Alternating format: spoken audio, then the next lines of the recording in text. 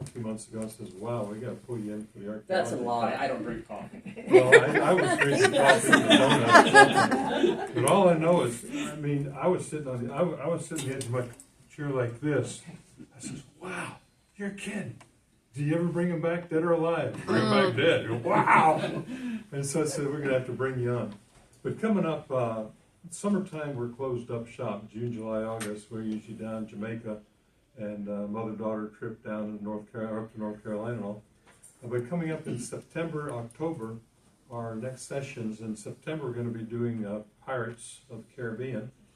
And the October is Jake Wilson. We want to do something, have him be October's Halloween. What would be more Halloweeny than Dr. Jekyll and Mr. Hyde, Frankenstein, and Dracula? And you know there is a story behind the story, like Paul Harvey said, there's a rest of the story. And you can find out the story behind the story is incredible. So we don't want to get you too spectacular at all. But what we're going to do, we're going to spend some time, and then we'll have questions and answers afterwards. And here is Mr. Koppel and Mrs. Koppel. This is the lady. I don't see him.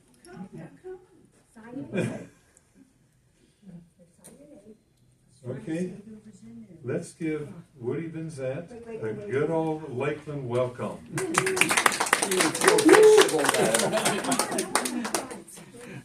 So I can turn off one light, and it might help. Carol, you come join us. Carol, so that's why we You are good. Woody, I don't know if this will make a difference. Wait, this will make a difference? Okay. Would that be better or no? Is that okay for you? You good with that? I still Okay, yeah. Okay, that's fine. We'll go with that. Okay. All right, first of all, I'm Woody VinZant. Like you said, I've been involved in diving for quite a few years. I've taken a few years off recently for medical issues, but my granddaughters are starting to become diving age, so I'm hopefully get back on the water with them and get back to it. I brought some display items. What these are, you've probably seen these on movies or TV, but this is, first of all, sorry, this is a self-propulsion vehicle, PPV, personal propulsion vehicle, that's hard to say. What's interesting about these is these have allowed cave divers to go a lot further into a cave. The reason being, when you're swimming, you're breathing heavy, you're exercising. When you're hooked to these, you actually take this lanyard here, you hook it to your belt, and it will tow you. And what the reason being to have that is you can relax. It's almost like a form of yoga. Their breathing slows down. They go a lot further without putting out any exertion. Now, what's really interesting is when these guys take these, do really long cave dives. These have about 8-hour charge on them. More different brands, different amounts, but roughly 8 hours. So what they do is they'll take one and they'll hook it between their legs and they'll trail them as they're going through a cave. So they use one all the way in for 8 hours and have one to come back out on. Or in case they have a problem with one, they can bail out and come out on their backup one. There's a PPV in a cave in Texas, where it imploded at depth, and they just left it, So, but they had the backup one, thank goodness. Okay, and what's this scuba tank? What people call them scuba. A lot of them call them oxygen tanks. Are not oxygen; it's air. I'm not going to get into the scientific reason of everything because it gets confusing, and I want to get onto the stories about the diving itself. But this was actually a side mount bottle. What side mount is, this clips onto your VC, which is basically this. It'll hook onto your arms, have one under each arm, and that allows you to go through fissure cracks. When you'll see a hole this big, you can scuba through that because of this ring right here under each arm. Mm-hmm. It's actually pretty comfortable, and with enough diving, it becomes a second nature. This one here is what allows the divers to really get the range. This is a rebreather. What it does is when you breathe out, it has two computers in it, but when you breathe out, it measures your gas, your exhalation, and it will add the appropriate amount of gas back to it. So basically, you're breathing the same air over and over and over. It scrubs clean to take the carbon dioxide out. One nice thing about this too, if you've ever scuba dived, you get really thirsty. You would think it's funny being underwater. That's because the air in the scuba tanks is very dry. There's no moisture in that, so you get real cottony mouth. This isn't the case. This should breathe nice, warm, moist air. It's more comfortable to dive. With this, you have very little bubbles come out. So that's why you can't spearfish with this, because you can go right up to the fish and kill them too easy. You have to use an open, what's called open circuit, which is what this is. But these have allowed people to go crazy distances. When my older son Matt dives, the real technical deep dives, he'll wear one and carry one. In case they have a catastrophic failure, he can change underwater to his rescue unit, his backup unit. They call it a bailout, is what that is. Okay. I'm just going to go through some technical stuff real quick. This is reasons so you kind of understand where the cave diving mentality has came from. Okay.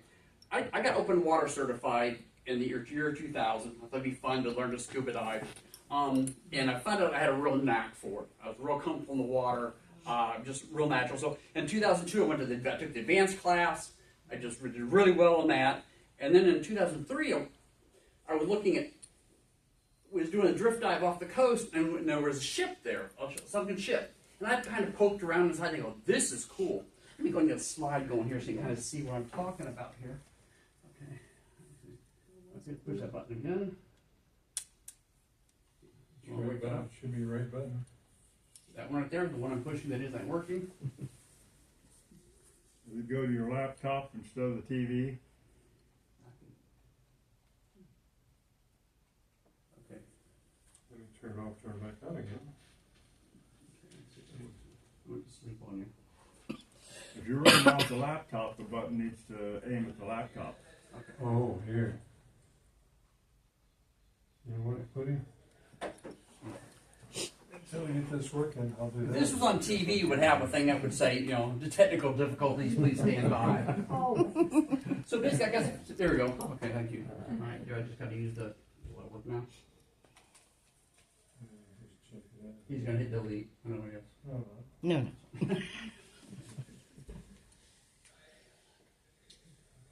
let me see if I get this thing off on. There we go. Okay. It went to Thank- sleep on. Thank you. Yeah. It went to sleep Yeah, on. that's how boring I am. I can put electronics to sleep. So anyway, so I went. We started doing a lot of advanced open water dives, and we started doing the wrecks. You know the Dwayne. Oh yeah. Yeah. Several times. It's a Coast Guard cutter, 127-foot Coast Guard cutter, sitting in 140 feet of water. But I would go in there and would swim through it. And it was just like I really liked that. And I wanted to be able to do it safely, so we'd go through the doors and inside here, the wrecks were just stacked with fish.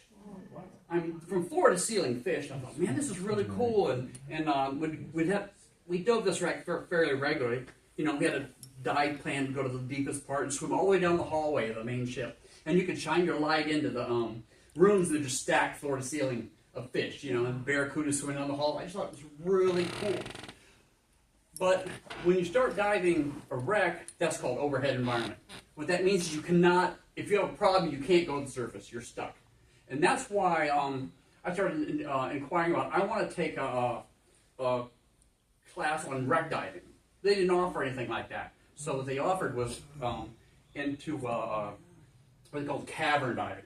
Cavern diving means you can dive and stay within the light zone. So you could see, if you could see daylight, you were still fine. You were allowed to carry a few lights. And so we started popping in every hole in the area we'd stop and go in. This is a little pond called Joe Sink and Lost 40. It's right along Cortez Boulevard near Weeki Wachee. And it's just a little like a cow pond along the road, but it's got a cave system to it. And it was really weird. When you get down, there's like the bottom is like Swiss cheese. You go through the rocks, the water gets to 54 degrees. No one knows why it's so cold, because the Florida aquifer is 72, the whole aquifer everywhere. But this one spot is really cold, and there's something in the water that burns your lips. I don't know what it was, but we would stop and hit holes all the time. Every weekend, you pretty much count we were either underwater or underground in a cave somewhere. All right. Now this is very close. That one I just told you was where Joe Sink is. This is just across the street. This is called Dive Holder. It's in the Boy Scout camp. It closed it to cave diving because of politics, political people, egotistical people. But this is a real famous photo because this is, I think, the first big photo of a room in Florida underwater, so people realize how big the caverns are under Florida. You know what, Carol? I left my rock out in the car. The one on behind the back seat. Can you carry that in? The one behind my seat. Yeah. But Florida is limestone, and it's very porous. As the water flows through, part of the limestone will erode out and get more passages.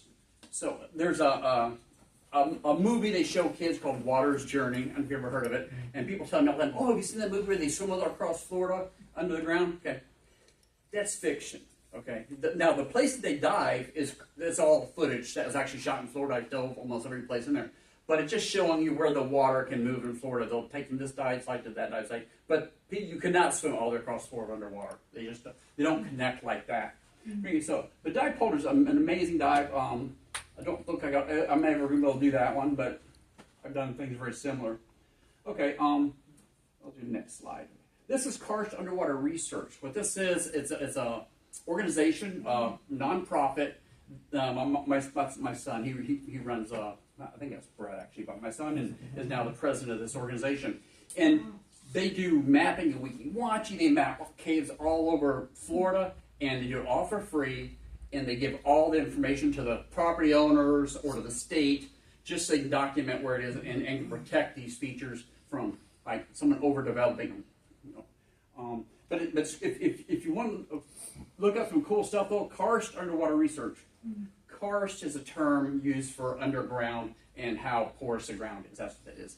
But anyways, they do cool stuff. They're diving every weekend. And let's see, that's really blurry. That's my son, but probably the same unit right here. No, that's a different tank. But that's my son Matt. He's he was my dive buddy for a lot of years, and we dove together all the time. But he kept getting better and better than I. You can just sit down there. We brought this in. I want to bring this in because this. You're not supposed to take anything out of caves. Which this was in a part of a cave that was collapsing. So I grabbed a piece of the rock and brought it out, just so I could use it for talks. And if you look at it, it's full. I mean, it's just full. Put it on the table. Yeah, this rock is older than Richard, not by much, but just a little bit. You're not going to hand that to me. This thing's like 50 pounds. Yeah, pass it around. That's right. It's on your life. Yeah, the last person picked it up, put it on the table. Yeah, but that's what Florida is underground. It's fossils. You get the sand layer at the top, but when you start getting down further, it's that. So, like when you're digging your wells or digging, drilling a hole in the ground, all of a sudden they get hit in the water. And what they've done is they've hit an orifice, like that last one I showed you. And but that's what Florida looked like underground. Okay. So like where they're mining the mines here, it's all like that underground. Well, the further south you get, the more crumbled up limestone is. It's not as much caves as it is further north. Okay. It's a little higher. Thank you, Richard. Don't steal my rock. Don't put it in your pocket. Now, this is actually a cave, a part of the cave in Wiki-Wachi. You guys know where the mermaid show is? This is part of the cave. This is about 400 feet deep.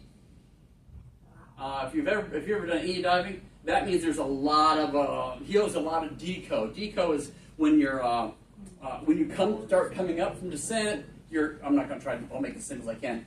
I'll use air, gases in your blood expand with as you go up, and your blood will turn to foam and you'll die if you go too fast. It's a brutally horrible, painful death. But anyway, so when they dive like this, he may only spend an hour at 400 feet. He has to spend 17 hours at various stops to come back out, or they'll die from it. And I've read about guys who were diving a wreck and had a problem, and they did a direct descent, and the father and son both died horrible deaths as their blood turned to foam. Okay. But the caves, think about, everyone says, oh, look out for caves or whatever, they're dangerous. And they are without training. That's why I mentioned that I did all those classes before. I did open water, advanced open water, nitrox. I did the cavern. I did intro into cave and then cave diving. So I did a lot of training before I did any of that. that stuff. Because in the 70s, there was a guy, he was an open water diver, and he was diving up where they call it West Skiles Park now, which is Peacock Springs. And he was in there by himself, and in his open water gear, he's diving around. It's clear, it's beautiful, but he got lost. And they have a thing called the Grand Traverse, where you go into one sinkhole in the park, and you swim all of that and come up on another sinkhole on the other side of the park. But there's a lot of crosses and T's, and it's very confusing. Anyway, he was in the 70s, and he was doing that dive, and he got lost. And open water divers, they have called a slate on their arm. It's so they can write little notes to each other, like, "Hey, that's a cool fish," or "Hey, you know, I think your underwear's showing," whatever. You can write on your little thing on your arm. On his, he wrote to his wife, "I love you. I'm sorry I got lost." Then he spent the rest of his life watching his oxygen or air gauge go to 0, which would be pretty brutal, you know, because you know you're going to drown, and I can't even imagine the horror of just that long time. But that's because he went in without training. It still happens. Divers go in with, and dive without training on a regular basis. But cave divers have been trained. They go into like they backup rebreathers, or with me, even when I'm diving, I'll have an extra bottle close by, bailout gear, especially when you're doing something deep. I'll have a bottle with me, and then one called travel gas. So you're carrying a lot of extra bottles around. You'll see a picture later on of a diver with all the bottles, and they're for different reasons, different levels of their decompression stops. You have to breathe different air. It's very, very confusing. The good cave divers who are alive are not psychos. They're not insane. They're very intelligent. The math is beyond me. But to be able to figure that out and still be alive when you hear about these guys doing these crazy dives, it's pretty miraculous, really. They're people who aren't just, they're not just intelligent, but they're able to control their emotions.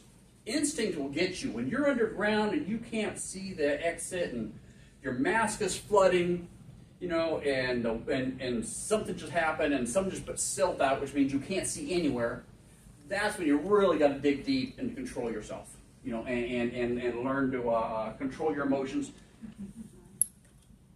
When you're scuba diving, you have a few minutes to solve a problem, a mistake, if you will. At this step, you've got seconds. You have seconds before you black out or die. So you've got to go figure it out real quick. Okay, but I just wanted to mention all the technical stuff because it's important to make sure that's why they survive. If you see an old cave diver, it's because he's smart. Not necessarily he. There's a lot of women cave divers too, fantastic cave divers who do it too. But they're smart. They can control their emotions. They plan their dives. They stick to their plans. They don't vary off. You know, they don't run off on tangents. You just got to plan it and stick to it. Okay. Well, my son Matt, actually that's him there. He was 12 years old. He was the youngest certified cavern diver in the United States. He is they found out real quick that he was very mature during his scuba classes. He excelled way up everybody. He's very intelligent, a lot smarter than his dad. And he's able to figure things out real quick. We were doing a dive. That first picture was me. It was Ishtututney, the very first slide. But there's a place in there. It's called a bedding plane. A bedding plane is between rocks where the erosion has taken out the soft limestone. And it's a bedding plane. It's roughly 75, 80 feet long and about yay high. He was 12. He was following me in the cave. And I got up to a room. I turned around and looked back at him. He wasn't there. And so I saw his light flashing around. And I was figuring, okay, how am I going to get this little fissure crack and drag him through or whatever? And then I saw him start moving forward. So at 12 years old, he went along. And there's a thing called a roll-off. It's this top valve right here. It's bumping the ceiling of the cave. And when it bumps, it turns a little bit. Bumps and turns a little bit. Bumps, turns a little bit. So he's 12 years old and took a breath in his fish crack, and there was no air. It was gone because he had the roll-off. But at that age, he knew what he had to do. He had to switch to his backup. He had to reach back, open up a secondary valve, you know. And he came through fine, you know. And to be honest, a lot of people would have died there, you know. So we knew he was very capable. So as we dove more, he and I dove a lot together. He had more of a drive than I did. It was fun. I want to be in clear water and, you know, see fish and go see a cool cave. I'm all for that. But he wanted to know what's in the back of that cave, what's way down there. So he started diving more and more, and I don't have the attention span for it. I mean, the idea of doing, 10 hours of decompression stops, I'll pull the regulator in my mouth and drown myself. I couldn't imagine doing something that horrible to me. but it's pretty funny. But he went on and he did it, and so he's a world-renowned diver. In 2022, I think he was Tech Diver International Cave Explorer of the Year. Wow, it's cool. He's at this talk down in Miami. He's doing a lecture down there, and he calls me. He goes, "Hey, Dad, I'm watching them do the award ceremony. I'm like, hey, this year's recipient has done this." And Matt told us, "Wait, I did that." And then this recipient did this, and I did that too. And then at the end they go, "And it's Matt VinZant," and he didn't even know he was nominated.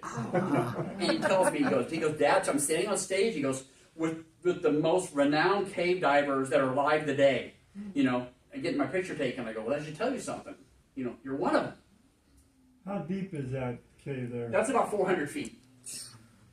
That's a lot. When you look at the science of 400 foot deep, it's a lot. I mean, there's a lot going on with your body, a lot of stress to your body. About 33 feet is one atmosphere. Correct. So 33 feet underwater is actually 2 atmospheres. You got the weight. So what they do is, the reason to say atmospheres, basically, as you go down, if you breathe a gallon of water at the surface, or excuse me, a gallon of air at the surface like we are right here, okay, gallon of air, you go down 33 feet and it's about half the volume, the same air, it compresses. Every 33 feet it gets less and less. So at 400 feet, you could have a tank like this, you get 1 breath off it. Wow. But if you came up with that, holding your breath, it's going back to that size, and that's where you get the embolisms with the lung ruptures, stuff like that. Okay, so the Weeki Wachee Cave is an amazing cave. More people have been on the moon than have been there. Yeah, pretty well. All right, so this is a typical. That's a lot of sinkholes in Florida. This is what they look like. They're a solution tube. It's weird. They tend to erode. A lot of times round, almost like they drill the hole. And so these guys are they're looking for caves, underwater caves, or they're mapping caves. Sometimes they'll map caves. I got the next one here. That's them underground. I'm not sure what my reference is, but it's more Weeki Wachee Cave. But see, they got these lines. They run all over. Every time they go underground, they run a line, period. They always run the line with them, because if you're underground and say a rock falls from ceiling, the whole thing turns to chocolate milk, you can't see anything. Okay? So what you do is you always have to know where the line is. You put your finger on the line, and you never let go, because that's your lifeline. That's how you're getting out. If you let go in darkness, you'll never find it, or very likely won't. So you go, just want to hit these little arrows here, something called line markers or dwarf markers. What it does, that points toward the exit. So when you're in total darkness, you go along, you feel that arrow with your hand, you know that's to the closest exit. Okay, this is another one. This picture actually went international because they said it doesn't look like Florida. It's just such smooth limestone. It's pretty remarkable. Like I said, there's only been like 4 guys who's ever seen this. Now see, this is where it gets real confusing, where I told you cave divers, there's a lot to it. Being able to carry multiple gases. Here, so you talk about, that's to tell you where you've got to breathe at certain stops. It's very, very technical. This really blurry slide isn't your eyes. It's actually the slide. I stole off Facebook, and the resolution's there. But this is the cave system under Weeki Wachee Springs, where the mermaids are. That's the cave system. This is 19 right here. It goes that way. And it goes all over. And they're still pushing it. They're still exploring it. But it's getting further. Each dive they do has to be further and longer. And I went into the Weeki Wachee Spring where the mermaids are. I was on the permit to go. And they invited me to go. And I said, "Oh, that'd be cool. I'd go in there." And they kept telling me, "Okay, when you go in, you'll swim down a thing called the Gauntlet, which is I think it's about 70 feet deep, and it gets real narrow, like a manhole-sized hole. And the entire Weeki Wachee River comes out that hole. So it's like it was supposed to be rolling, and I was riding with my buddy Brett Hemphill and Matt, and they're like, "Oh, it's hard. I can do it. No, I can do it." And so I followed Matt down. I got down there with 70 feet, and he had me turn my regulator to the hardest breathing mode. The reason being, so the water doesn't suck all the air out and blast in my face. Doesn't suck all the air out of my regulators. So he drops down over that little ledge in this hole, and all I see is just bubbles blasting out. I'm like, what the heck, you know? So I said, all right, I wait, give him the time to go. Then I start down, and it's like swimming into a fire hydrant. It really was. I mean, when you go down the ledge, you got to tuck your chin down. You can't even look where you're going, because if you look up, the mask gets blown off your face, your hood gets blown off your face. It was incredible. And you don't get down there, you don't swim, you basically climb. You know, you got to find handholds and pull your way into it. And it was, I was pretty physical then, and it was probably the hardest thing I'd ever done at that point. But I got down the cave, and I was pretty winded. I got to admit, I was like, and I'm got to try to slow down, because down, you're in this big area, and I'm not under any problem, but I just stress myself a lot, and you're in depth, which is not always a good issue. But what's interesting, though, you go to a cave, you come to that little hole that's this big. When you get in the big room, the current just stops. There's no current there. You can putz around in there. The water's hardly moving at all in a large room like that, so it's pretty incredible. The trip out's a little different, though, because when you're going out, you don't want to get shot out like a bullet out of the barrel of a gun. Because the problem with that is you go back to that expanding air we talked about in your blood. You don't want to go out fast. So they changed the policy right after I went in there. They made it after that you take your fins off on the way out, but on this time we didn't. I started out and I was maybe 5 or 6 feet into the hole on the way out, and my legs are folded back up over my head because the current's pushing me that hard. It blew off one of my fins. I lost a fin there in Wikiwachi somewhere, and trying to guide myself through this hole, and I felt my son Matt behind me. He grabs my foot, and he shoves a fin on. He found there was someone else lost a fin there and was jammed on a rock. And he pulls it out and straps it back on my feet, so I came out with mismatched fins. But it was pretty amazing, because I know we're the only father and son to ever been in the Wikiwachi cave together, because it is so hard. And we went to dinner with the people who was on the team. You go down in teams like 2 or 3 at a time, because you don't want like everyone trying to go to the tunnel at the same time. Have someone coming down, somebody getting blasted out. But at dinner, one of the guys he goes, "Hey Woody, how far did you get?" I go, "I got in the cave."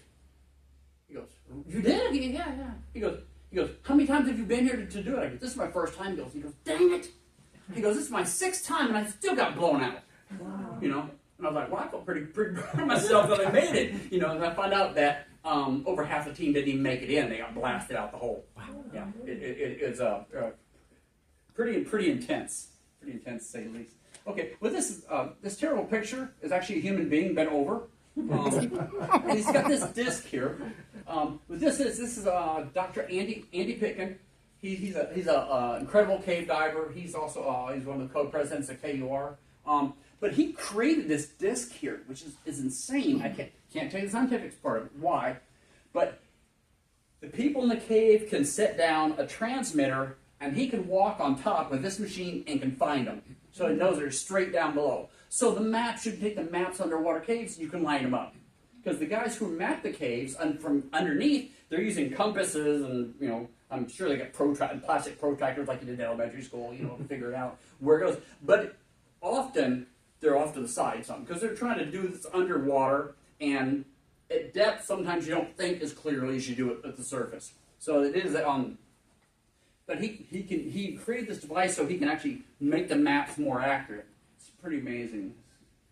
Okay, now this is back. That's actually Andy. That's him there. That's actually the guy we just saw on the top of Andy Pitkin. But when they do these dives, they're doing long dives for a long time. You got to be pretty smart. This is Brett Hempel.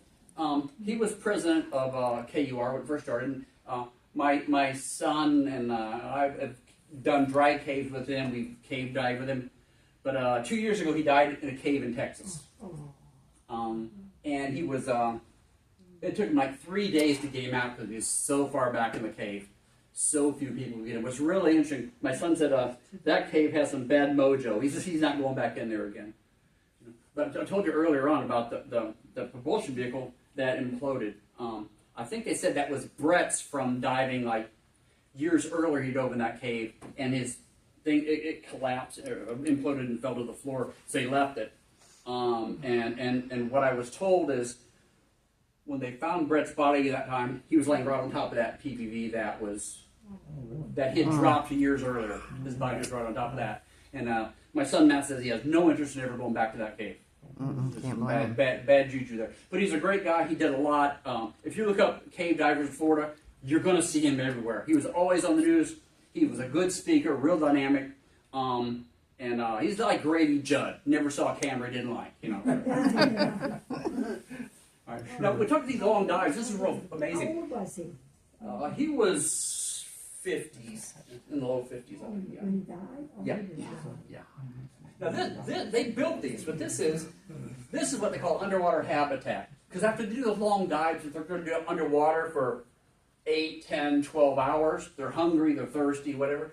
They go up inside these. They built benches. See his feet hanging down there? They built benches, and they take a box. They fill that with air, and usually it's a decompression mix. It's usually not air from the surface like we do. It's usually lower oxygen or something else there for them. But they can sit in there and they can eat a sandwich, you know, and talk, you know, go over the dive information. But it really made their dives a lot more pleasurable because for years before that, they'd find a hole in the rocks, wedge themselves in, and sit there until they watch their clock tick away an hour, and then they'd go up in there 20 feet and do it again for next. And that's what they'd be doing for the next several days, several hours. I'm sorry. There was a diver called Sheck Exley. He was the father of cave diving. Before they had all this stuff, he would go to the store and buy cheat books. And he would read the books during his breaks because he was down there. And obviously the book could be ruined, but he could finish a whole book in the time as he did his decompression stops. Okay, they're just in the bottom, so you kind of see the benches. And but you can see a lot of stuff on YouTube. There's a ton of videos. If you look, go to the Karst Underwater Research page. They got a ton of this stuff if you're interested in that. But they cover a lot of Florida, just not wiki watching. Someone talked earlier, said about cave divers diving alone. A lot of times you dive alone. That's not uncommon in cave diving because that's one less thing you got to worry about if someone else having problems. Mm-hmm. When you dive, you got redundant everything. You got an extra computer on your wrist. You got extra tanks, extra lights. You got everything you need. If you have one problem with the one, you should be able to go to the other without much trouble. That's my son Matt. And when he's doing it, he's surveying. That's what it is right there. We're talking about doing it with us. Okay. I don't want to take too much time on this because I wouldn't want to get to some of the stuff that we talked about, those stories of the cave diving that I'm familiar with. My son Matt, right there, I showed you a minute ago. He was he's a world-class explorer. He was in Cheve Pena, Colorado, which is down in the Yucatan in Mexico. They were exploring a cave that very few people have ever been in, and it's massive. And they were underground for several days at a time. And what it was, they would take their dry caving gear with their helmets and lights and ropes, and they'd go into this cave, and they'd go back. Then they'd get to what's called a sump, which is basically a lake. Usually at the end of the cave, there's a lake. They'll dive that lake, find out where it goes, and they might come up in another part of the cave. They put their helmets back on and keep exploring and pushing. And that's what this trip is. But they've been down there, and they were on their way out after being down for, I think it was 3 days, something, 3 years. Anyway, they were on their way out. Okay, and one of the guys who was ahead come running back to the team and said, "Head to high ground, quick!" You know, and they could hear the cave was just roaring, which was really odd. Have any of you ever seen the movie Sanctum? Where these guys are in Mexico, they're just like us, they're in a sinkhole, and a typhoon comes, and the cave becomes a funnel. That's exactly what happened. They knew they didn't have time to grab anything. They just took off running, and they went to a place called they called it the Whacking Great Chamber. Whacking is British for enormous, and they knew it was going to be high, and they climbed up on a big rock in there as the whole cave filled with water around them. There was 6 guys, all right, and they were trapped in that cave. They were there for 72 hours on that rock. So all they had was the lights on their helmet. And what happened is, like, they run their lights for a little bit, and then it turned off so you wouldn't run the batteries. There's no recharging. There's no rescue teams in Yucatan. No one's coming. Nobody. You know, no one knew where they were. Didn't know they were in trouble. They were stuck. And Matt, my son, he always carried a space blanket in his helmet. And he carried granola bars in his pocket and a water purifier. He always had those on him. So that was all they had on this rock. So it was basically 6 men spooning on a rock covered with a space blanket. They had the Matt's water purifier, but it's meant for one person, not 6. So what happened there was an Australian guy that my son was said the guy was just a beast, just a big burly beast, really tough. And he was on the trip, and he took his knife, his little tool knife, and stuck it down at the water level, and see what was going to drop. He told, in 3 days I'm going for a beer. So the Matt said about the 3rd day, he said, looked over, the guy's getting ready to get in the water. He had his mask with him, and he goes, all right, mate, I'll see you on the other side. And he jumped and he swam, but the water had gone down just enough. There was some air pockets. He didn't know there was any, but he was able to get back to the beach where some dive gear was. He put on a set of dive gear and drug a set back, and they just took turns piggybacking out of there. But that's the only way they got out of that cave. That changed my son. He realized then that his life is not exploring caves. His life is at home with his kids and his wife, and he would still like to do that stuff, but he's picking and choosing. He's done so much stuff. He's so well renowned. He can decide what he wants and what he don't. But he said he talked to God a lot during that time, and there's been a few books and stuff written about that, stories about that event. And actually, I was told they were talking about a movie, right? But then a little event happened after that, something about some kids in Taiwan, soccer team getting stuck. You guys might have heard of that. Yeah, it was international, it was everywhere, right? So that got all the movies. not 6 adult men trapped in a cave, because kids are a lot more exciting. What's cool about the cave diving community, it's a small community, in comparison to a lot of other things. The guy who if you've seen the movie, it's like 3 movies of it. The British guy who found the kids, his name is Rick Stanton. Okay, it's funny because my son Matt and I, and Rick and his girlfriend spent a whole day in a little cave crawling around in the mud in Ocala 2 years before that. So it's kind of cool that I knew Rick before he became, Sir Knighted Rick Stanton, like he is now. But if there really were cool movies to watch, because it talks about the skill they had. The young, strong Taiwan Navy SEAL divers could not make it in there, but old 40-something-year-old British guys could.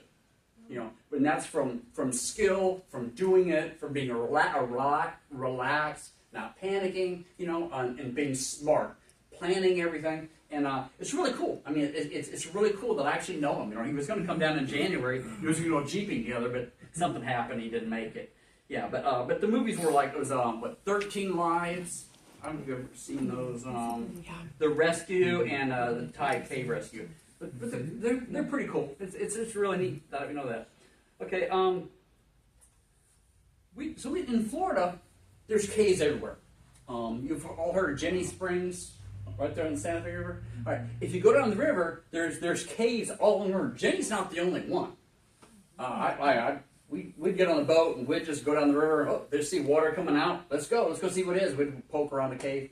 But there's a cave up there called Track 1 Siphon. Siphons change everything. Right. Siphon means water's going in the cave, not coming out. That changes your whole dive profile because you got water sucking you into the cave. So coming out is going to be harder and slower. So you got to plan and make the plan for that. But we did this dive in there and with this siphon, and all these cave divers have been in there, and they didn't pull their lines. So, there's lines running every direction. So I was like, what the heck? Didn't know what was what, So we just used our own lines. But she's going in, and so as you're going in, the river's following me in. Okay, so it's murky and stuff, so it was pretty far in. And I was using the bottom to feel rocks so I can move along and control my entry. And I got where it moved, it kind of wobbled, going, what is that? And I picked up and felt it, and it was a turtle shell. I'm a reptile guy. Okay, I like it. It was a snapping turtle shell, about the size of a shield. And I thought, oh man, this is cool. I'm gonna take this home. I'm gonna varnish this thing. It's gonna hang on my wall right next to my 250-gallon aquarium. It's gonna be awesome. So I did the rest of it, dragging that big stupid shell in there, and And then we did dive. We know when to turn. We all pre-planned. So the way out, I'm all careful bringing this big shell out, you know. And we got back out, and like my two buddies who was with me, and Matt, and then another guy was like, I said, this. I go, look at this big shell I got. And they're like, oh, that's so cool. And I picked it up, and I took a picture of my buddy holding it. And just after the picture, it just disintegrated. The weight of the water, and it disintegrated. And I was like, no, I've been dragging the thing around for an hour and a half underwater, you know. But I got one picture of it. I just saw it on my phone the other day. Yeah, so that was pretty nuts. But so cave diving does sound like a crazy hobby. But some of the most beautiful things I've ever seen was cave diving. In Itchin Springs, there's through that bedding plane I was with my son had their roll off in. A little bit further, there's a place called the Diamond Sands Restriction. You ever been there? No. Okay. Anyway, the sand is falling down the holes, the water's pushing out, so the sand tumbles. It's like a rock polisher, and as your light hits it, it just glistens everywhere. It's just stunning, you know. I figured out like when I had a tank on my back. You have to flip upside down, put your feet on the ceiling, you could push it. The tank would move the sand so you could go in, and then it would close back behind you. But it was a very cool cave. I've probably built it, I don't know, maybe a dozen times. But it was beautiful. I always look forward to seeing the Diamond Sands Restriction. It was neat. And then the spring, Jenny Springs, I mentioned earlier. One of my best memories of it is when you go in a team, you have a leader and then the followers. When you turn the dive, you don't turn like that. You just rotate where you are. The last guy becomes the first guy out.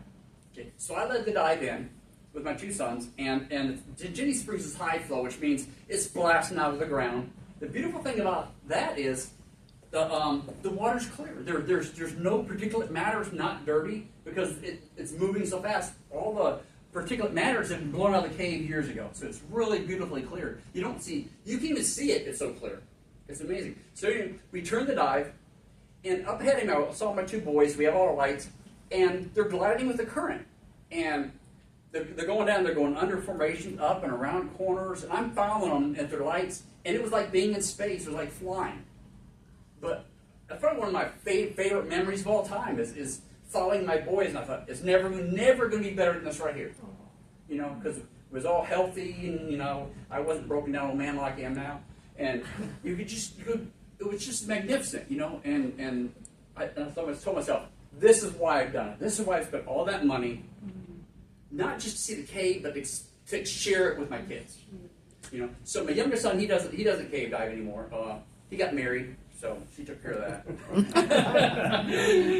But with Matt, though, he told his wife when he was dating, when they were getting serious, that he's going to cave dive. That's who he is. That's what he does. And she's fine with it. You know, she knows that that's a passion. You know, and now it's cool to see my granddaughters come up. Right now, they're not talking about cave diving. They're talking about diving. It just starts somewhere. If they don't want to cave dive, that's fine. I have no problems. You know, if all we do is swim open water diving, that's fine too. Yeah. So it's just a fun hobby. It can become awful expensive and awful excessive.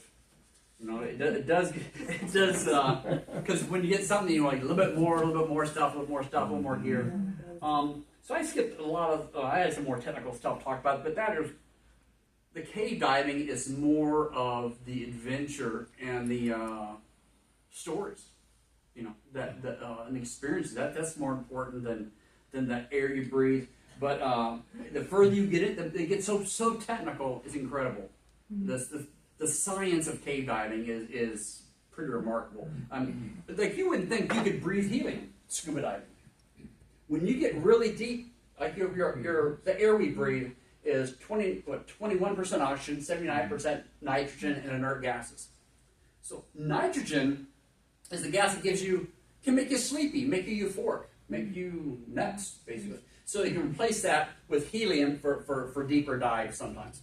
Okay. There's another, speaking of dive, another story I want to hit real quick is years ago, my son called me. It was a Christmas night. He goes, "Hey, Dad, just letting you know, I'm going up to, I got to recover some bodies up in a cave, and I just wanted to know I'm fine, and it's not me. When you hear some that cave divers are trapped or died in a cave, it's not me. I'm fine." And what happened is a father had bought. The father was a cavern diver. Cavern, like I say, means you should stay in the daylight zone single tank, you have certain limits. But he bought his son, 12-year-old son, double scuba tanks. He had 2 big ones in the back, and he had 2 on the back. So, not knowing the Boyle's law, which is how air compresses at depth, not having the proper training, they thought they had endless supply of air. They thought they could do whatever they wanted to do. And the place they went, at Eagle Nest, it's shaped like an hourglass. Goes in, hole about this big, and then tapers out into a big, massive cave. Goes down 240 something feet. I've only been about 218, I think is all deeper I've ever been in there.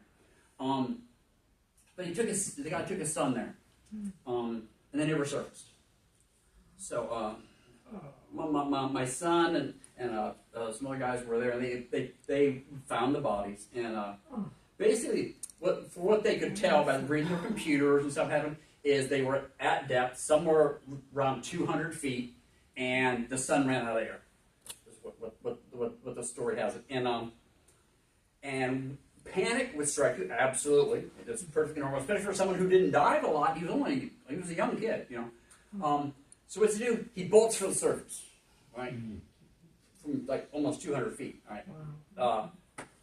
Not gonna make it, okay. So, but apparently his buddy breathed off the dad for a little bit. That's buddy breathing is like when you get low on air, you can share it. But the boy wasn't getting enough air, apparently, they're thinking, and he bolted. Anyway, so the dad took off after him, right? But neither one had enough air because they were down deep. They ran themselves out of air. And in my personal opinion, the dad killed his son by taking him in there, unprepared, untrained. A little simple training would have gone a long way in knowing how to use air. Also, like the air we breathe, like is a 21% oxygen. You don't realize it, but but the oxygen can kill you at depth. If you have a bottle, like people say, oh, there's diving oxygen, they're not.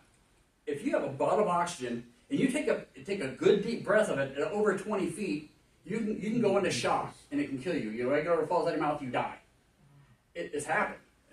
Some guys, divers will do is on their they have an oxygen tank they use for really low, shallow stops, and they'll put like a little fuzzy stuff on the mouthpiece. So if they put it in their mouth, they'll feel the fuzz and know, oh, I shouldn't be breathing this. Yeah. So anyways, at that depth, you go down. I dove 218 feet in there, and that is actually the limit for air. You can breathe air safely at 218 feet, and because beyond that, the oxygen turn toxic.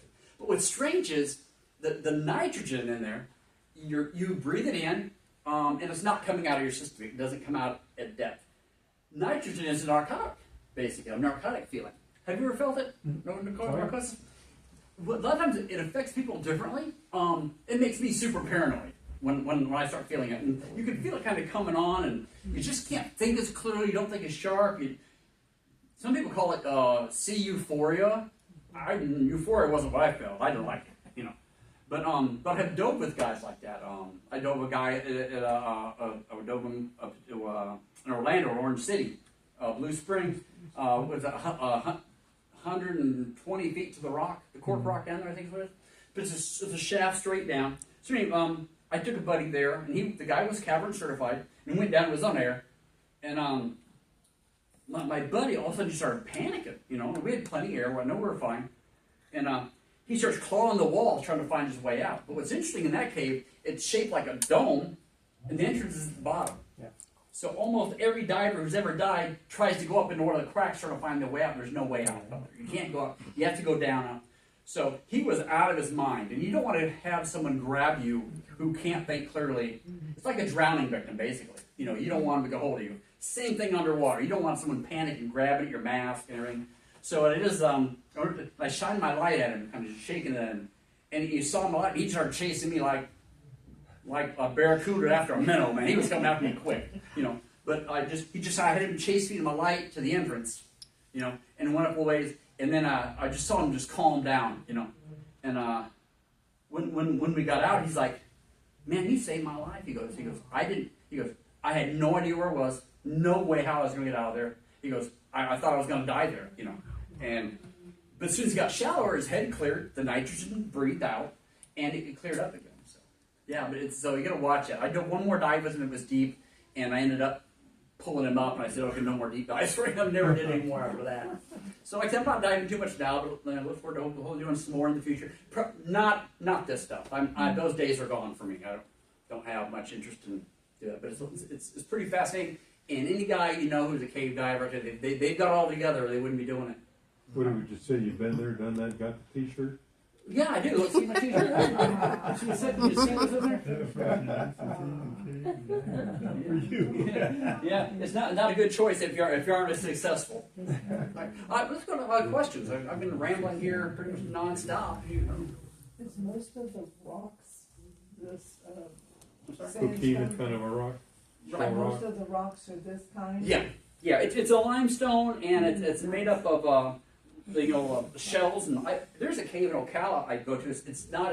It's one for just, they call it dry caving, but in Florida there isn't dry caving. It's like mud caving. But you go in this one room, and there's a crab claw about this big 6-foot wall. You can move it and open and close it, but it's in the wall. It's been there for thousands of years. I'm waiting to go in, see them. Yeah, you break it off and take it home, but it's still there. Last time I was in there, it was there. But there's several places where you can see stuff in the walls like that. Wow. Yeah. Do you only cave dive in Florida? I'm sorry, what? All your cave diving has been in Florida? Oh, I've done all mine in Florida. Mm-hmm. Yeah. There's springs everywhere. They're all over. Mm-hmm.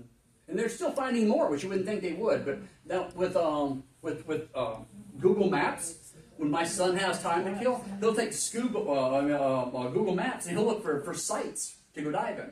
He'll zoom in and look through, like, sometimes you can say he knows like certain fissure cracks run a certain way across Florida. He'll look in the woods along there with Google Maps, see if he could find, or Google Earth, and see if he could find, places to dive. Still. Yeah. Have you dove? And my mom from the Tallahassee area used to talk about blue sink. Well, Blue Sink, that's like one of the things. There's a Blue Springs in Orange City. Yeah, this is up close to Tallahassee. Blue Sinks. I don't know. It might have another name. I only dove. The only thing I've I've dove up that area would be Vortex. It's a commercial place, But almost every underwater cave, someone's died in. Almost every one of them. Someone, and it's almost always an open water diver who swam in there. Here, Glenn. Any caves around Lakeland? Well, probably the closest one would be Lithia, but they've had that gated forever. Lithia Springs. Too many people drown there? Probably, yeah, absolutely. They're in the old days, law enforcement thought they were saving people's lives. They were dynamite caves. That happened a lot. They'd fill them in. Yeah, that was pretty normal. But they said, "Oh, we're doing it for the children," But they did it for because they were in fear. Well, you said something about mermaids. Well, that's the Wiki Wachi Springs. It's a state park now, which is awesome. I love the fact the state bought it. It's up, obviously, in Wiki Wachi, Florida. This is like an hour and a half from here. They have mermaid shows. They have a room you can sit down and a big glass room. It's been there since like the 40s, I think. Yeah, and they have mermaid shows. The girls have these air hoses and they take breaths and they do dancing. It's fun to see. The city bought them out, I think, they were going to close up the park, and the city bought them out because. Well, yeah, the state bought it. State park made a state park. Is it a state park or is it city? It's a state park. Okay. State park. They did it to keep the, like Cypress Gardens, keep the ski alive. Well, they still have the mermaid shows. They still do it. But it's funny when you dive in there. I mean, it looks from when you're sitting in the auditorium looking at it, the little viewing screen. It looks pretty cool. Like some prop set up. When you're in there diving, where behind the mermaids, it's like diving in a junkyard. There's all kinds of garbage back there. You don't even see that they use for their props. And they have one of those little tanks, like showed you last game, for the girls to go rest in, so they can sit in there and breathe and warm up. Because it's the water's 72. These mermaid girls are not wearing dry suits or wetsuits. They're just wearing a tail fin. Right. Now the difference between a wetsuit means you're wet underneath. Okay, it's a neoprene. You get in, it slowly fills with water, and when it does, you almost always pee. It's just nature's way of pressure diuresis. It makes you pee. But it fills with water, and then the neoprene, the water gets warm for your body, and that helps keep you warmer. So you stay surprisingly warm in that. The other one they do, like the guys who do this, that's a dry suit. which means I can put on the clothes I have on and put that suit on and dive, and I'll be dry underneath, except for I'm sweating because they're hot. Yeah, I dove a dry suit like that, and like I say, I'm swimming along, I'm in the springs, and I got sweat dripping down my mask. Dry suits are a whole different, another kind of diving. They're very technical. Many guys have dived in dry suits where they're stuck to the ceiling because your dry suit's full of air. And as air goes up, air expands. So if they're down at, say, 100 feet, and if they put a layer, there's a button here, they put a little air in your suit to keep from squeezing you to death, to make it comfortable. If you don't dump that air as you're going up, you start going faster and faster and faster. That air expands, and you're stuck to a ceiling, or you bust the surface like a shark catching a pelican. But you don't want to do that either.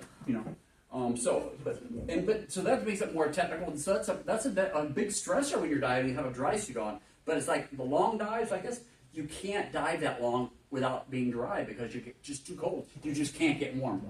Even in these, that do a long dive, they'll have like a long underwear on under that, trying to stay warm. You wouldn't think it. You would, but over a period of time, water sucks the temperature out of your body. 8 times faster than air? Is that what it is? Yeah. So you get cold. You get cold in a swimsuit. You get cold like the very second you're in the water. You're like, oh gosh, especially in a Florida spring. But then again with the dry suit, you're cold for a few seconds so the water warms up, but you're good for several hours before the cold starts getting to you. In the dry suit, like I say, probably about 7 or 8 hours before you start getting cold. Now the next question, I'll jump to Richard. He asked me. He goes, "What do you do go to the bathroom when you're in a dry suit?"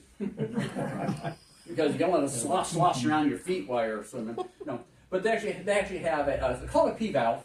It has a catheter you hook onto the hose. And basically you pee, and it just has a valve in there, just kind of comes out the side. Because you can't be under that water long and not go to the bathroom. It's like a train that has that where you just dump it on the track. Kind of like that. How do we pee? Women. They have one for women too. It's like, it's a different shape. I've never used it, so I don't know. I've seen it though. But it works. Yeah, I guess I never used one. I can't imagine. Yeah. Me either. Let me see if I have more slides I didn't cover yet. Let me keep moving. Oh, okay. This is underwater. This is a cave crayfish. There's several different species in Florida. It's cool. It's a crayfish. It's a terrible picture. You can see them online a lot better. But they can't see, and a lot of them are translucent. Light goes through them. They're very cool. I've seen a few of them, but they're further down the cave. When you're diving, cave diving, for a while you'll see fish. The further you go in the cave, the less life you see because there's less oxygen in the water. Well water, for example, has 0.5 parts per million oxygen.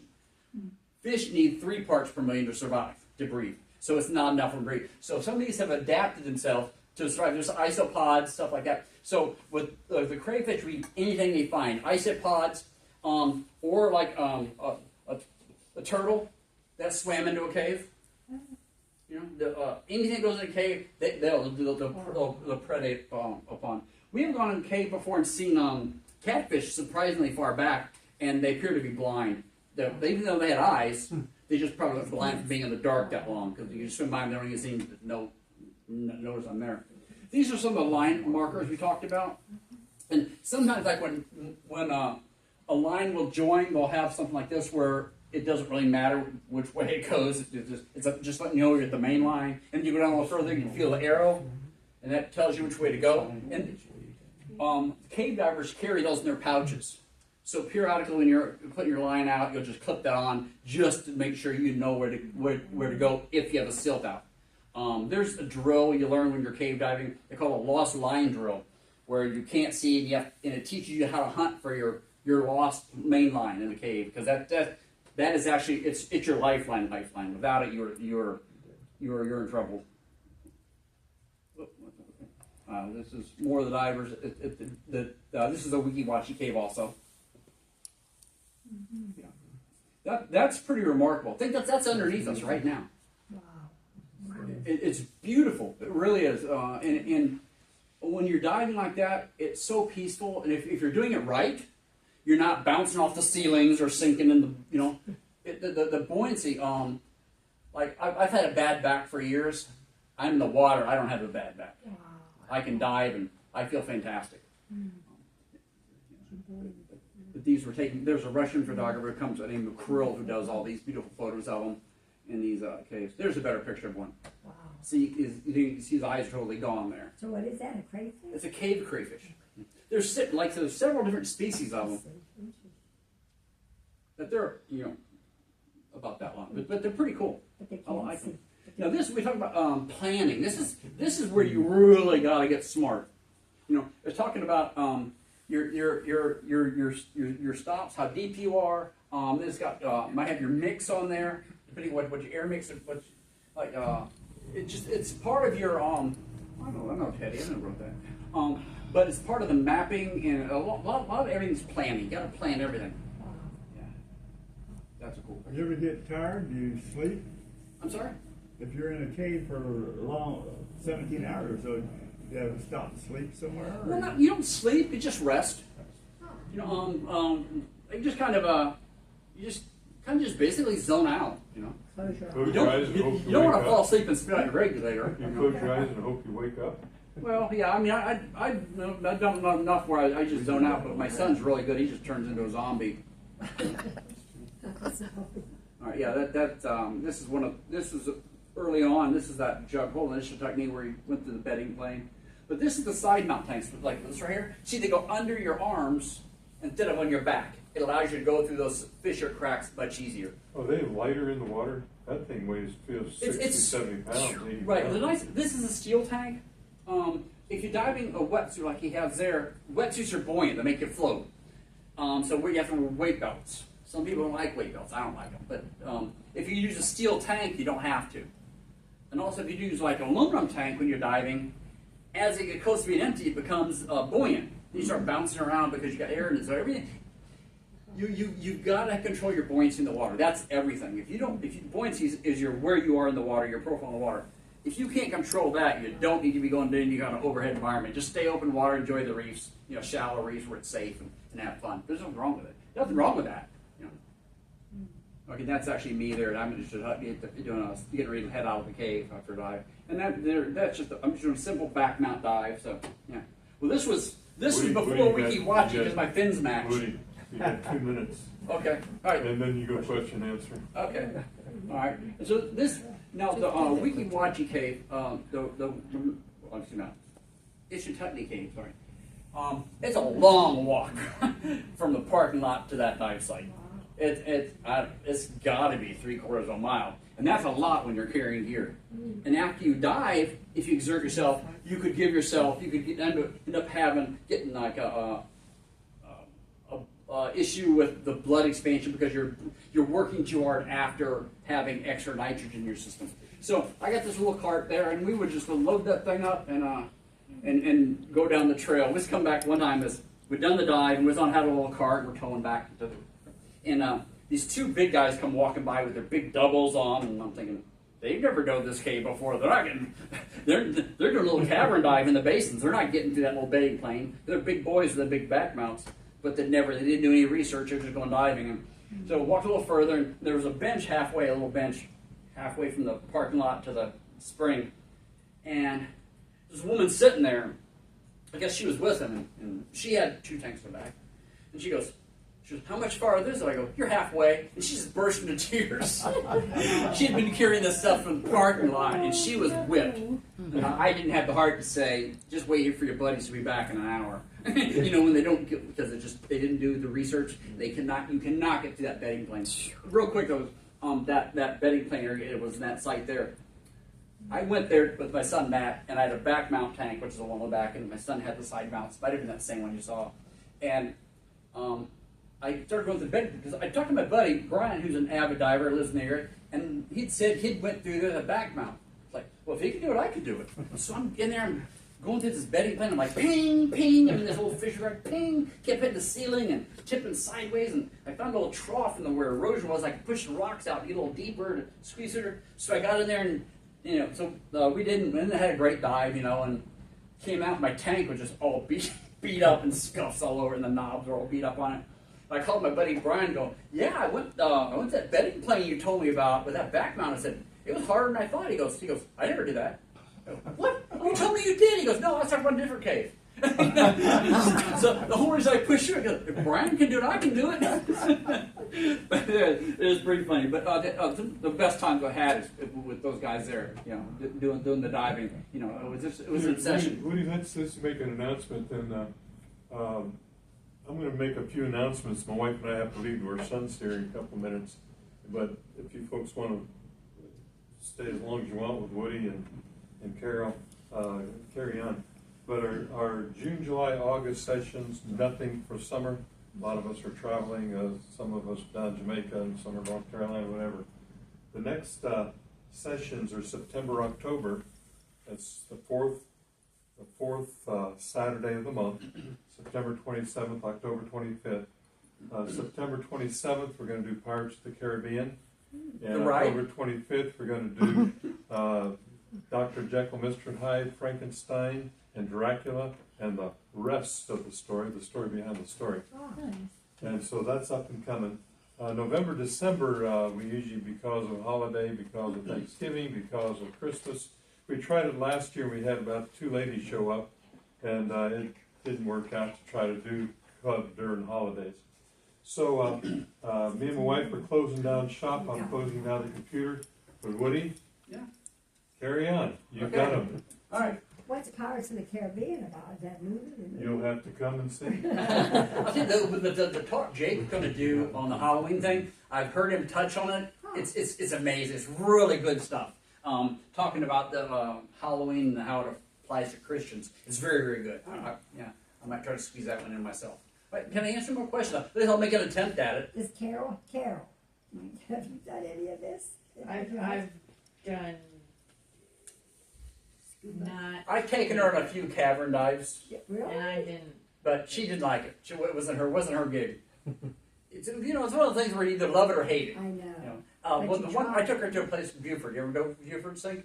Yeah, Yeah, okay. a long time ago. Beautiful, clear. I think 180 feet deep to the bottom. I'm thinking something like that. Oh, wow. Am I correct? Yeah, so yeah. 140 maybe. I Anyway, remember right. but you know, I wanted to make sure she didn't have a problem. So she got in the water, and I clipped the line on me, and I clipped the line on her like a dog leash, so she couldn't get away from me. You know, and she did not. It wasn't her call. Yeah. She's open water certified. You know, and as long as I thought I had her in line and I could see the overhead above us, see the sky, I thought it would be fine. But she didn't enjoy diving as much as some people do. Some people, it's a love it or hate it. I know. You know, It's like- it's one of the things with me, the more I did, the more I wanted to do. Wow. I logged. I quit logging my dives at 500 dives. That's why I just quit writing them down anymore. That's a lot of diving. That's Yeah. a lot. That's a lot of That's diving. a lot of diving. That is. 500 is a lot. I can see why. Any other questions? And I'm not trying to talk to you guys. I'm not selling, scuba lessons or anything. I'm wondering. It's not the case at all. Thank you so much. I do have a question because it is costly as a hobby. So like Right. your son and all his diving, and you mentioned people from Australia and British. Are they self-financing, or is there like grants they're working on? Is there projects they're working You're on? trying to get grants. There are a few grants out there, but by the time you're getting grants, you've already invested thousands. Like Right. this is my son's rebreather. This rebreather it's an old beat up one. It's worth a couple of grand. Is it? But he's done he's got rebreathers that he's tested for companies, and they told him to keep it. You know, because they want to be able to use his information. Matt VinZant dives this or whatever. That's heavy. But it's a hobby. It's very expensive to start. Even just open water diving, it's fairly pricey. Especially if you go buy all your stuff new. You know, it can add up. But it's one of the things. The more you do it, the cheaper it becomes because you've already got your gear. The biggest thing becomes driving and hotels. That becomes a big expense. But if you do get like a state park pass, you know, so you can go hit the parks for free, you know, and get up early in the morning. I did a lot of times where we was up at 3, 4 in the morning, you know, so I could be at the springs when they open the gate at 8, you know, and take a picnic lunch. I'm a really cheap joker, so I didn't eat out very much, you know. If the whole group was going to eat out, I'd go eat, but you know, otherwise I ate out of a cooler a lot. So mostly self-fulfillment. Right, it's They're not working on any. you know, it's a wonderful hobby. It's really nice. What's funny is my ex-wife taught scuba, and I helped her a lot. A lot of the people we taught were divorced people. Because the reason I'm saying that is for adults. I mean, a lot of families did too. But because you go through a divorce and you usually don't feel good about yourself, you want to do something good, and diving is great for that. You meet other people. You know, it makes you feel good about yourself. You're like, I can do this. If I can do this, that little job at work thing that bothers me is nothing. You know, it helps you compartmentalize what's important, what's not important, and it gets your sense of fulfillment. Helps you find a wife. So, Is that a screensaver? but I would suggest open water diving to anyone. And I'll tell you, again, I'm not selling anything. Used scuba gear is cheap. You know, if you buy used stuff, just take it and get it serviced by a professional, and you're good to go. You'll save a ton of money buying used. I'll tell you, when my boys were little, at least like both my boys were diving, my wife and I was diving, we were spending a fortune. And she worked at a dive shop. She got good discounts. We would still go to Salvation Army and Goodwill. We got a ton of tanks and stuff from there. Really? Yeah, we'd buy them and go get them certified, and get them checked out. We had a ton of tanks we got from dive gear we got from that. Absolutely. Now, I'm not going to take some of the dive gear out of a closet, you know, strap on and go climb in a cave. That's not going to happen. You know, there's several things in life it's worth spending money on. Things that keep you alive, like scuba regulators. Climbing and rappelling ropes. Okay? Those are things. And firearms. Those are things I would say. All three of those things can save your life. You know, don't be able to throw money at that. Fins aren't that important. You can buy used fins. A BC is a buoyancy compensator that holds your tank up if you float water. You can buy use one of those, but yeah. Hope I answered your questions. Thank you.